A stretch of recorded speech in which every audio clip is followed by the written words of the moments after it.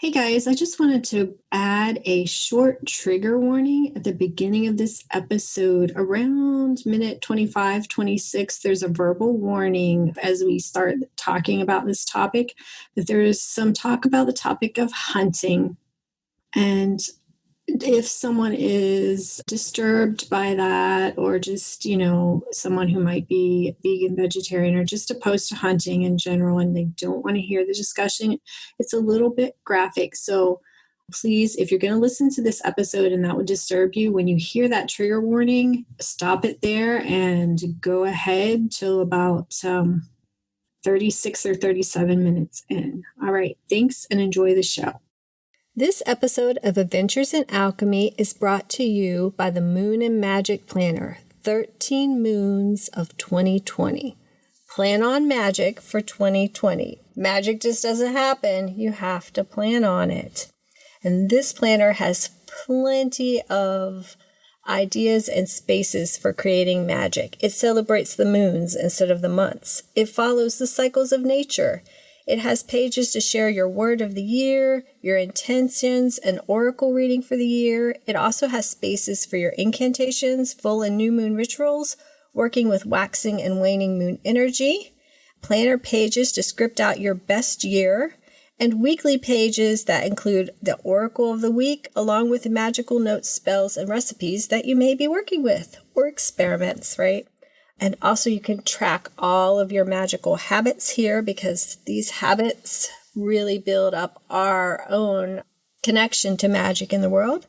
And it's just brimming with magical energy for you to have the most magical 2020 yet. How many times did I say magical? Too many. But go to the show notes and check out the link, or just go to www.dailyalchemy.com and scroll down to about the middle of the page, and you'll find a big button that'll take you right there where you can see the brand new gorgeous cover for 2020.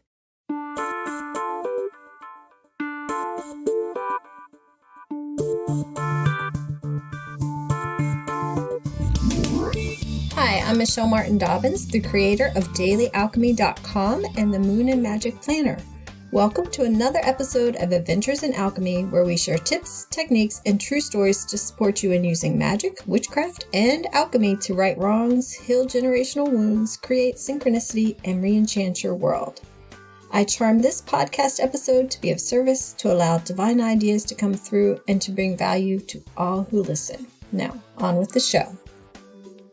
Okay, so in today's episode, we are going to kick off our magical stories series, where we're going to be interviewing magical practitioners of all kinds, experience, newbies, everything in between, and share the magic of stories and just learning about what everybody else does and their experiences and their daily practices to inspire you in your own journey. So my very first guest, who may or may not be related to me, is Foxfire 156. So hey, how's it going, Foxfire? It's going wonderful. All right. So let's just dive in. What drew you to magic? And I'm just using the term magic because different people may be like magic, witchcraft, law of attraction, alchemy, whatever. So you can dial it down for us. What drew you to the occult world, as it were, and about how old were you? Well, I would say that my upbringing slightly prepared or made me more susceptible to occult type of ideas. Yeah. Interesting. How so? Well, some of my first memories are going to ashrams with my mother and going to yoga class and having babysitters come to our house and going around taking them on a tour of the house, showing them all our statues and the altars and things, and them being somewhat freaked out. Interesting. Your mom sounds really cool, on a side note. It was really cool, yeah. As well as the literature that I read as a child. I was a bit obsessed. I definitely thought I was going to be a wizard. Ah, yeah. What was your favorite book when you were a child? Okay, those ology books, I would be willing to bet have gotten a lot of people into witchcraft. Yeah, the ology books are awesome. The ology books, dragonology, wizardology. Which one was your favorite? The dragonology. I went back and I looked at them recently, and I was kind of disappointed.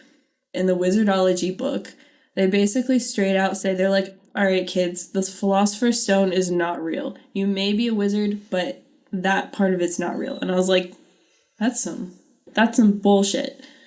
So, Philosopher's Stone is a yes for you. Yes. Yes for me. I think you might get into that a little bit more as we go along. I will. Okay, so you kind of got led that way from a young age. My mother tricked me into doing guided meditations. She called them something different, but now I realize she was guided meditating. Star stories. Yeah.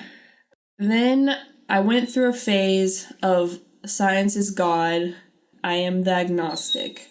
So that lasted all of probably a few years, 1 or 2 years, before when I was 15, we took a trip to New Orleans. And I don't know if anyone can set foot in New Orleans without feeling something, without kind of feeling like magic is real. Yeah. Do you think that's why there's so much like alcohol imbibing and stuff going on there? Like for the people who just can't handle it, they just get drunk instead. They gotta and so they're like, yeah, man, I don't remember anything about that town. No, yeah.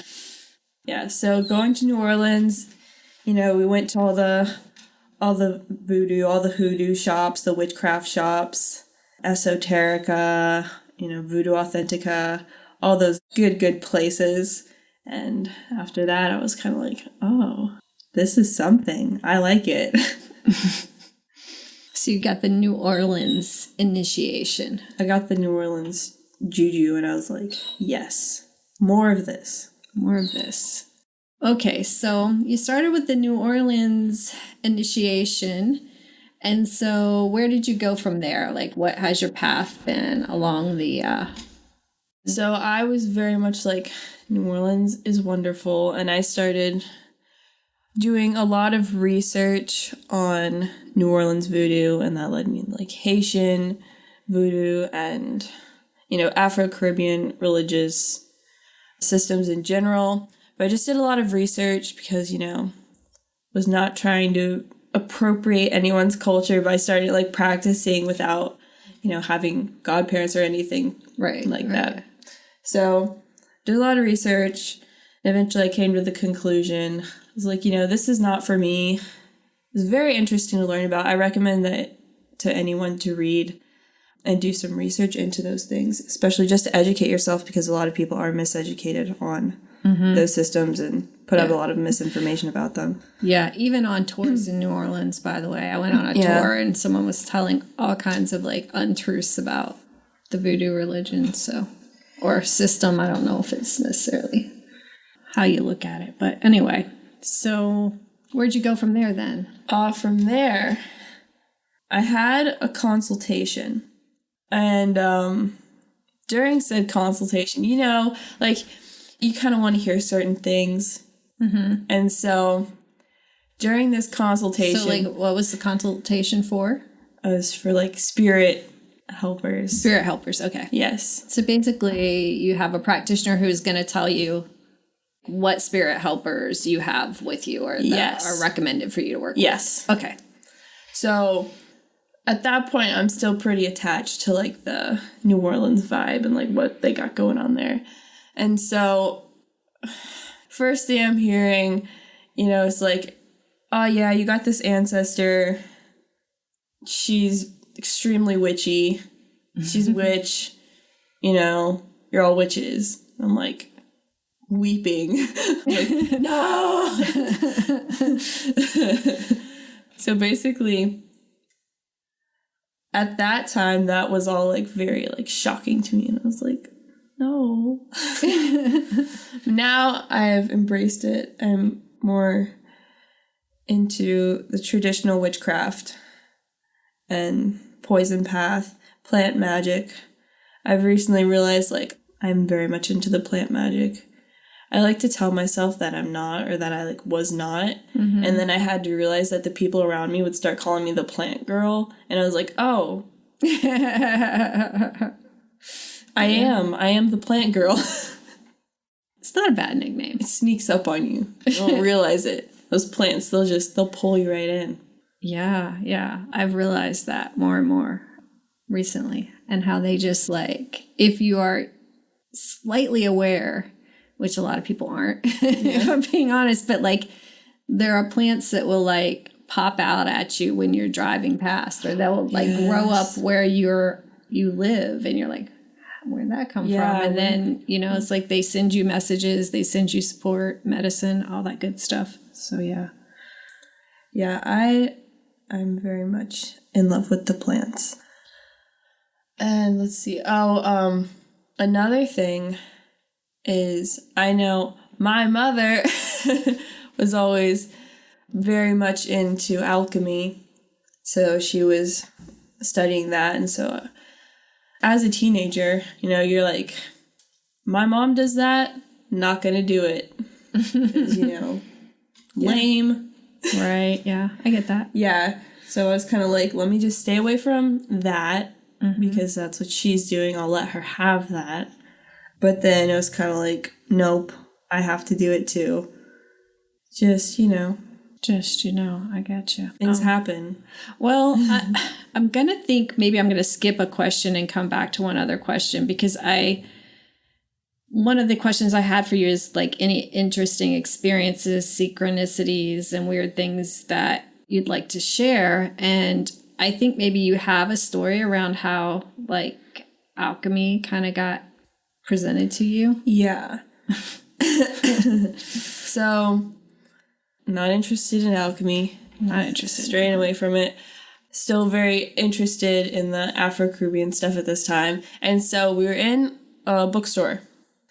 And I'm looking specifically for the Love Magic book by Lilith Dorsey that had just come out. And so I'm looking for this book. Like, sitting there scanning the shelves, and my little sister is there with me. And so this man with this giant backpack comes into the aisle. And he's like, you looking for anything specific? And I was just kind of startled. I was like, who is this man? Why is he talking to me? No, I'm not. I'm not looking for anything specific. I'm just looking. The backpack's probably kind of disconcerting. I was slightly disconcerted. And so then he's like, are you a witch? I was like, listen, because, you don't know. I don't know if this guy's, like, down with witches, or if he's, like, a Christian who's going to be like, are you a witch? Because, like, you need to repent right now. So I was just pulling a Bible out of the backpack. Yeah, pulling a Bible out of the backpack. So I was like, I don't like to put a label on myself. I feel that. So he starts talking to me, saying some stuff, and he's like, yeah, like, you need to, like, find out what you are. He's like, that's when everything's gonna fall into place. And I was like, thanks, buddy. So then eventually he's like, yeah, he stopped talking and puts his backpack on the ground, huge backpack, and he like unzips the backpack, starts rummaging around, and I'm like, oh my god, what is this guy gonna pull out of this giant backpack? So he pulls out this book, and it looks like it has just been through hell. Like, this book is... As all the best books have. As all the best books have. It looks like it's absolutely falling apart. He's like, I found this on the side of the road. And so I'm like, okay, interesting. I found this on the side of the road, and I read it. And ever since I read it, all this weird stuff has been happening to me. He's like, he gets wild in the stuff this man is telling me. And so I'm like, is this guy on drugs? Like, are his pupils dilated? Like, what's happening right now? Because he's like, I can't die. I am immortal. Like, I can't die. I keep trying to die. I can't. I keep waking up in swamps. And, some other things he's telling me. So I'm like, all right. So I take a look at the book, and it's a book on alchemy. I'm like, oh, okay. I've vaguely heard of alchemy. But anyways, so he's like, yeah, so if you ever, like, find this book, like, it's a really good book. Like, you should read it. I was like, all right, I'll keep an eye out for it. Thank you. So at this point in time, what do you think about this guy? I'm like, this guy's insane. This guy is on drugs. Yeah. Yeah. And so, of course, my little sister is standing by the whole time, just like staring at me. Every few seconds she looks at me and she kind of gives me the look like we should probably leave now. I'm just like, no, it's good. I'm just going to talk to this guy. So I like talking to people. And so eventually he leaves and we're like, okay. He like disappears. I'm like looking for him in the store. He's gone. So we're done. You we're checking out. Me? I'm there? I'm here in this story? You're in this story. Okay. You are in this story. You get to be the bearer of the interesting news. So, anyways, we walk up to the checkout, and, you are here to witness this. Yes, I was here to witness this. And so someone happened to be buying some books. I was not, nor my sister. So we go up and we're like, so what books you buying? So we're like looking at the books and like we look and I don't say anything. Me and my sister both, like I yell at my sister to come over and she looks at the books and I'm looking at the books and then we look at each other and we don't say anything. We just You guys didn't say anything until like after we left the store. We both just sit there staring at each other with our mouths gaping open because we're so confused as to what just happened. And so finally, we get into the car, and I'm still so shocked. I can't, like, speaking is difficult, but I'm like, you don't understand. Me and my sister, like, that's the book. That is a brand new version of that tattered book that man pulled out of his backpack, which is the book on alchemy. Should we tell them what the book is? Do you have the book handy? I do have the book handy. And I'll put a link in the show notes because it's obviously a magic book. It's obviously a magic book. But it's called The Book of Alchemy by Francis Melville. Yeah. And he's kind of a mysterious character, too. He's kind of mysterious. Yeah. But it's basically, it's everything you'll need, kind of condensed into this. It is a really nice little volume book. With so you really took my book, didn't you? I took the book. I was like, listen, ma'am, I know you meant to buy that book for you today, but that book is for me. I now have my own copy. She now has her own copy. So we're good, but I was like, so I'm going to start studying alchemy because the universe told you to. Because the universe was like, listen, now, do it. As the universe tends to do. As the universe tends to do.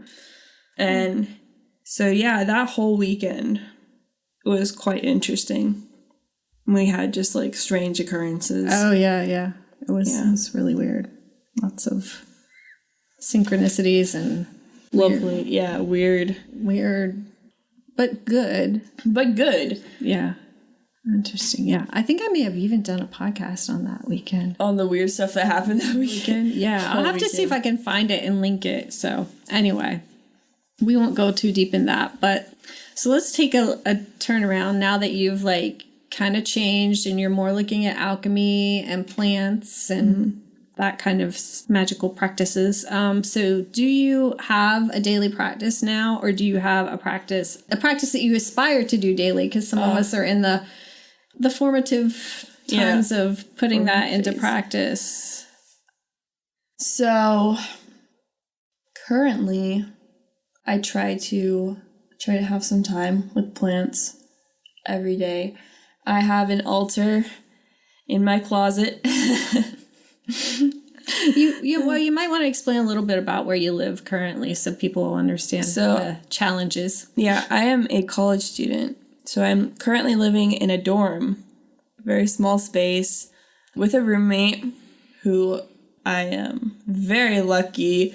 She is very understanding and even, interested in what I'm doing. So, yeah, there's no candles allowed. There's no incense allowed. It's kind of difficult. I have an altar in my closet, I refresh the water every day. If I'm out and something calls to me, I'll bring it back, put it on the altar as an offering.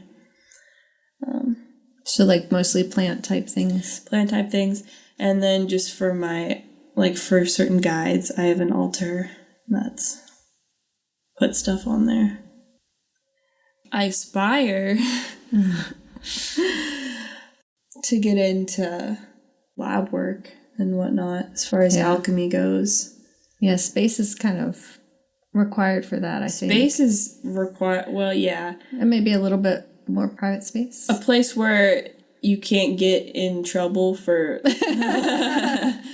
for doing certain things would probably be nice. Yeah. Mm-hmm. So a lot of your practice now is just based around like doing daily altar devotions or offerings, a lot of research on alchemy. Yeah, a lot of and like plants. Of course, a lot of reading. Yeah. Being in nature. Right. Right now I'm reading, is it Holy Daemon? Yes. Holy Daemon. Very delightful book.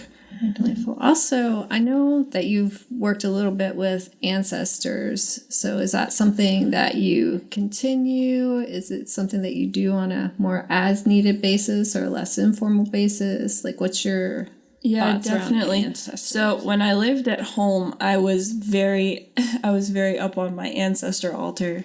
I had the altar, maintained it for probably, several years. Mm-hmm. Probably like 2 years, 3 years, maybe.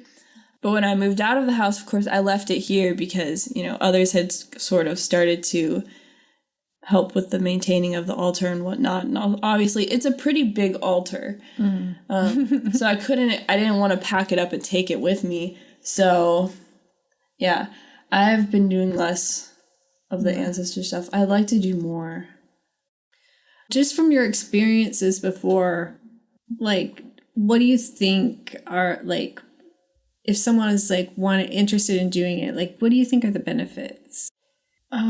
So I think in the modern world, like, if you're living in one of these industrialized countries or whatnot, a lot of people have been sort of, like, displaced from their culture, from their identity, and from their ancestors. So starting that practice and looking back to who came before you and like where they were from and what they did and how they lived can help you a lot, even just in knowing where you came from.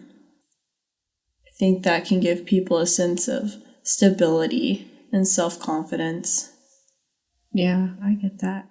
And I know, just because I know a lot of the work that you've done personally, that you've done a lot of ancestor elevations and some petitions to ancestors. And I know in my head, like 2 stories pop to mind of some really interesting things that happened around ancestor elevations or ancestor petitions. So do you want to share one of those?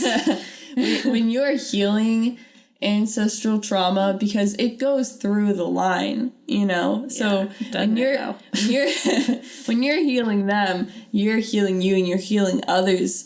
So I saw a lot of tangible effects, very tangible effects on so many levels. I don't know. Which one?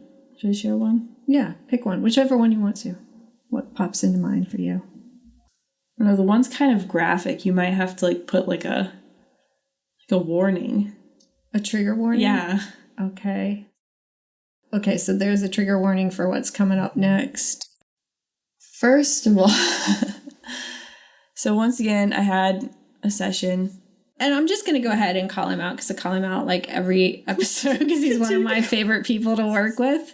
And that's Kai Armand. And if you want to know how to better work with your spirit helpers or who your spirit helpers are, or divination or any of that stuff, he is amazing. So I'll put a link to his website again in the show notes. I mean, like it's almost a permanent fixture here. Yeah, honestly. So I had this session, and this unresolved ancestor had come up. So Kai's like, yeah, we got to resolve this guy, but you have to do the work too in order to resolve this pattern. Mm-hmm. So it was this whole thing around it was this whole story of this ancestor who had this trauma when he was a child around seeing humans being violent towards animals. And he was like, how can we be so cruel? Mm-hmm. It's just really hurt him. And so this trauma when he was a child caused him problems as an adult, and that whole thing started a pattern that had gone down through the line. And this is prehistoric. This is cave dwelling, right? Yeah. Okay. So, old pattern. So, I'm like, okay, so I got to work on this. So I'm working on it. I'm like doing all the stuff, I was told to do. I'm like, I have my talisman. I'm like, I'm getting out my herbs and I'm like making this wash. I'm doing this ritual with this fire and everything. And so I've done all this stuff and I'm wearing my talisman now. And so like, I've kind of forgotten about it, but I have this. Do you want to share about the talisman, or is that kind of personal? Yeah, it's like a tooth. Like a tooth. But it's made of amber. Yeah. And I love it. Do you want to share what it represents? It's like for fortitude, protection, strength. Okay. Yeah. So every year, just about, I go hunting with my grandfather. And been doing it since I was like 12. So it's just kind of grown up with it. And this particular year, when I hunt, I'm going for the quickest, least painful way for the animal. So I always go for the neck, because that's like, they're down. Like, they're not gonna, like the people who shoot them in the leg and then like let them like limp away and shoot. I'm like, why would you do that? Yeah, that is like, I will not take a shot if I don't think I'm going to hit it correctly. Like, I don't care if it's going to run away and I'm not going to get it. Yeah, and I'm just on a like side topic there. Do you talk to the?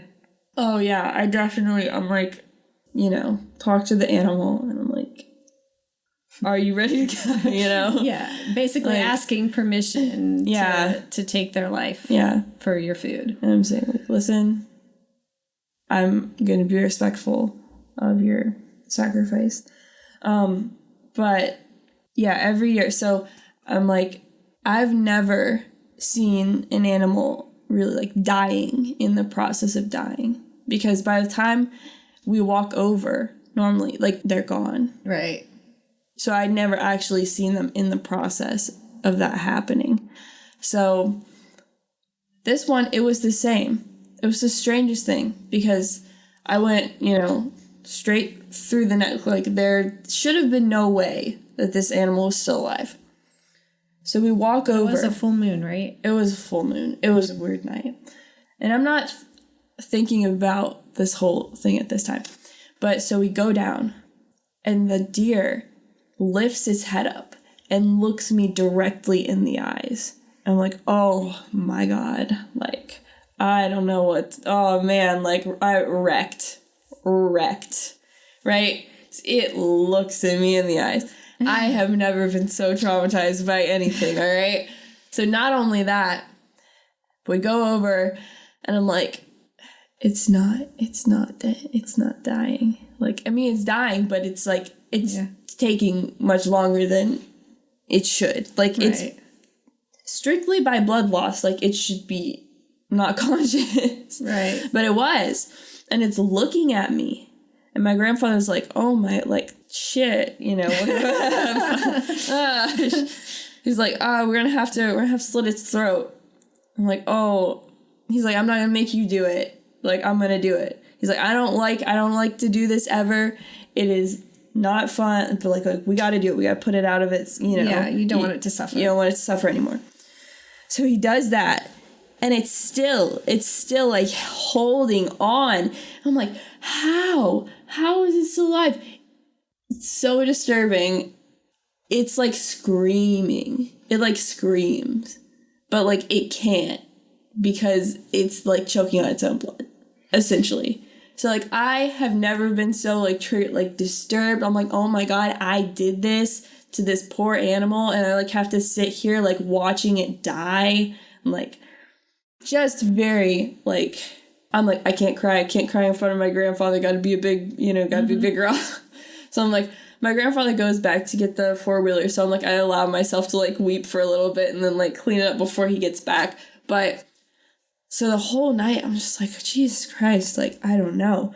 And so, and then I started thinking about that. And I was like, yeah, like, how can we be so cruel and like that whole thing? And like trying to like figure out my thoughts, and I just had this extreme physical reaction to it. It's like I had this sudden migraine come on. It was so intense that I could not get rid of it. And so in the middle of the night, I just got up and I started puking. Like, I could not stop throwing up.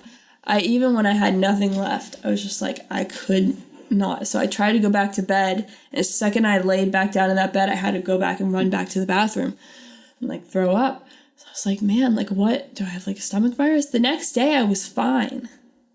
It was like I just had to do this, like, emotional but also physical purging. And then it's like after that whole thing had happened, and like my dad was always, so like my grandfather's a hunter, like he hunts, and so my dad, I don't know if he ever has, but my grandfather's tried to get him to come with us, or I've asked my dad to come with us, and my dad's always like, no, like I would never want to hunt anything that couldn't hunt me back. For some reason, like that was his thing. Like I don't want to kill anything that couldn't kill me. So like after all that had happened, I was talking with my dad, and I was like, you're gonna come up for Thanksgiving with us? Like, and I was like, yeah, well, I'm gonna go deer hunting with you. And I was like, wow, that's interesting. It was like the strangest thing, because I would never think he would say that. So what do you think happened? Like, you're being present for that? Yeah. And just processing that grief around it? Yeah, I think the extreme emotion, like I just had to process all that stuff. So it's like you're processing it for like the lines of generations where it has gone down through there, and like being like, this exists in the world and this happens, and you have to like feel that that's a real thing that's happening. Right. Because like with any emotion, if you don't accept it and you don't feel it and you just tuck it away, it's like a trauma pattern that stays. Yeah. You're like, I can't face that. The fact that that's a real thing that happens, like, I don't want to think about it. And it's hard, right? Because a lot of people in our society don't want to think about it. We have friends who are like, how can you hunt? Who eat meat and are like, but you eat meat from these cows who are really poorly treated. Yeah. And like, but I don't see it and I don't have to kill it myself. And I'm like, in a way, you're like, passing the burden off to someone else. Passing that burden. If you're gonna eat that animal, like you have to, like you're taking its life for your own. And if you have to look at that and you have to acknowledge that and handle it. Yeah. And I find it really interesting because you and I have talked about this before and have thought about this and have read some other people's thoughts about this, about the fact that in this reality that we live in, there's violence always, and you have to take life in order to live. Unless perhaps you're a breatharian. Because, like plants they're learning more and more. Plants have consciousness too. So you're ripping them out of the ground, cooking them, eating them, ripping them. And just because they don't have that same expression, they can't look you in the eyes. They can't scream. But there's still a level there. Of like, you have to like, take this thing was alive and I have to kill it so that I can live. Yes. Yeah. So I still haven't totally reconciled why that is, but it is, and like denying it doesn't really seem to be helpful. No. Okay. Wow. That was a deep conversation. I'm just gonna peek and see. Whew. I'm shaking that off. That was really deep, but now I'm going to ask you another question that might be kind of on that same vein of hopefully not that deep. But like, what do you think your most controversial beliefs around magic are? Because I've noticed lately, like everything's controversial, right? Like, I'm not going to give you examples because I want to hear what you think is. Yeah. Well, I don't know if it's controversial. I suppose it is. But I'm not one of those people who's like, like, don't do anything. It's going to come back to you 3 times. Like, don't, like, and it harm none. Do what thou wilt, So you're not a Wiccan? I'm not a Wiccan. And so the Wiccan rule of 3, for anybody who doesn't know that, is like anything you put out, be it good, be it bad, is going to come back to you multiplied by 3. Yeah. So that's like not one of your belief systems. No. I guess a lot of people are not for it, but I like to take the dark with the light because you need the balance. I think the both are very important, and if you don't do your shadow work, you're still going to be stuck. You're still going to be stuck. Yeah, I've been talking a lot about that too, about spiritual bypassing and stuff, and that's kind of like the same thing with what we just talked about, and I won't go into depth, but passing, you can't pass the buck. You actually have to do your own shadow work, and you have to realize that there are things on this planet that aren't pleasant, and we can't just ignore them because that does not make them go away. You have to look at them and say, what does this mean? And it helps you integrate. And then, it's basically that. And, if someone comes at you magically, I think you can come back at them. I'm not above coming back at people. So, coming back at people, return to sender is fine. Yes. What about freezing somebody in the freezer? That is 100% fine. Listen, especially if you just freezing them, like somebody is messing with you, like causing trauma and like trouble, just freeze them. There's nothing wrong with that. There's nothing wrong with that.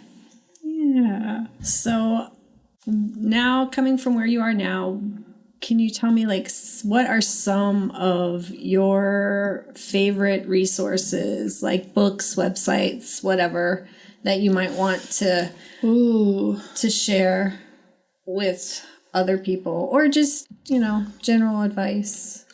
I have so many resources. Actually, let's start with resources, and then we'll do, like, advice for somebody who's, like, starting out or refreshing or changing their practice. Man, so books, websites, that type of thing. Yeah, just one or two of your favorites. Favorites. Oh, okay. I don't know if I'm going to say it right, but Occulta. Okay, yeah. Yeah. The blog, so much good information. Blood and Spice Bush, both in terms of like traditional or Appalachian witchcraft, both of those are amazing resources. And both have an Instagram page too, where they also put some pretty great content. And so Occulta is based in Spain, right? Spain. Yeah. And Blood and Spice Bush is close by us in North Carolina. So both really good resources that you don't have to live necessarily where they live to get some of the resources. Although Blood and Spice Bush, if you're local, really, really good classes, live classes on traditional witchcraft and foraging and plants and all kinds of spoon carving, all kinds of good stuff. So we talked about the alchemy book. Is there any other book that's like your favorite book? Currently, I know. Books are a problem. Books. There's so many good books in this world. There's the book I'm reading now. It's called, I think it's The Scarlet Woman. Mm-hmm. It's a book on Babylon. I think is it by Three Hands Press, I believe. I'll try to look it up and put a thing in the show notes. It's very good. A lot of essays. I love just about anything about Jack Parsons, Marjorie Cameron. And it's got some good Jack Parsons info in it. So that's a good one. What else? Oh, I love the book Magical Use of Thought Forms. Oh, that's another one that you took from me. Yeah, I did. Because I love it so much. It's so good.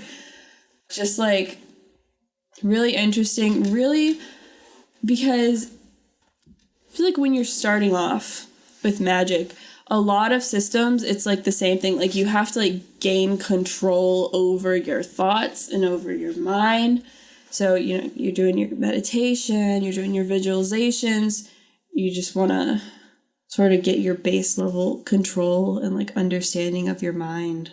And that book does a really, really good job of like introducing you, giving you exercises that you can do that will get you to where you need to be. Same with Quaria.com, I think. Oh, yeah. Quaria, that's the one that has the free classes. Yes. Yeah, and they have a lot of meditations at the beginning, at least. I haven't went through all of it, but... Yeah, the beginning is like all meditation stuff. So those are some books and resources. Do you have anything else, like just advice in general, like either to someone who just got interested or someone who's like... Ooh, so here's something everyone should know. So like, you know how you're like, yeah, I'm gonna be all spiritually awakened and like everything's gonna be so great. Like there's gonna be like the air's gonna smell like cinnamon rolls all the time. There's gonna be butterflies and I'm just gonna be like living my best life. But then like when you actually start to like spiritually evolve or however you want to like say it, you know, go through your path and whatnot, like it's not like that. Like it's like, you know, you think you're just gonna be like fine, but then you're just kind of like drowning, like everything's falling apart and you're like, hey, this is not what I thought this would be. But then like yeah. So yeah, if everything starts to fall apart, like don't freak out. Like you're probably doing it right. And everything is eventually going to be like even better than it was. And it's going to be really great. And you'll be like, yes. And that's going to fall apart again. Because that's how growth works. Like you just got to like break and then rebuild. It's that new level. No. Same devil, new level or something like that. Like every time you like... Something like that. It's like a less extreme version of like... It's like an initiation thing. Oh, yeah. You know, every time you initiate, like it's not easy. It's not exactly fun. Right. It's like, you know how like shamans go through like a shaman sickness? Yeah. I was reading about that yesterday. Very interesting. They're like, you know, if you can survive, then you made it through. That's great. True. And I wonder, but you may die. Oh, but you might die. But you might die. Some of you may die. But it will be worth it. Do you think people can avoid initiations? No, you can't. If you are not, okay, if your life is just like perfect and like, you know, happy like all the time and like you're not going through like those types of things, like you're not evolving. Like you're just straight up not, like you're lying to yourself. Right. If you think you are. Yeah. Because that's not how it works. And it's so interesting because everybody I talk to, and I'm hoping to talk to a lot more, but everybody I talk to and like a lot of things that I listen to, just like you, like the guy shows you the book and like the universe will tell you what you need to do. And then like if you don't listen, it'll straight up slam you into what you need to do. Right. But I think there is a way to avoid the initiation, but it's not a good thing. But I think you and I were talking about it earlier, which is the fact that a lot of people numb out. They numb out with alcohol, drugs, nicotine. Well, nicotine's, you know what I'm saying. Nicotine, food, entertainment, scrolling on Facebook or Instagram or whatever. And so they don't see what is right in front of their eyes. Yeah. They just block it out. And they don't feel. And the sad thing about that is like when you go through the rigors of initiation, and it's like a natural, I think it's really a natural part of life for everybody, whatever their spiritual path, then you get the gifts and the blessings on the other side. And it's so much, it's work, but it's so worth it. It's so much better. But if you don't do it, you just have to keep numbing and avoiding and ignoring. And the universe is probably still going to keep poking you. Yeah. Staying in the same space is so much more painful than growth, even though... Growth is hard. Growth is hard. But staying in the same space and not growing when you're supposed to be growing is like extreme painfulness. And then you just want to like numb that. And then you continue to do that and you're like stuck in a cycle. So just like choose the pain of growth. Yeah, for sure. Anything else you want to add before we say goodbye? Always watch your candles. That's a good one. That's a good one, folks, really. Don't burn things in a dorm room. That's a hot tip. That's hot too. Legalize nature. Okay, I'm not going to disagree with that. All right, well, Foxfire, it's been awesome chatting with you today. Anybody that's listening, if you want to have a similar chat and tell me all about your magical past and present and experiences, I would just love to be able to share more stories because I love to hear them, and I think other people would love to hear them and benefit from them too. And until next time, let's be change-making descendants and future exalted ancestors and live magically in the now. And I'll catch you next week.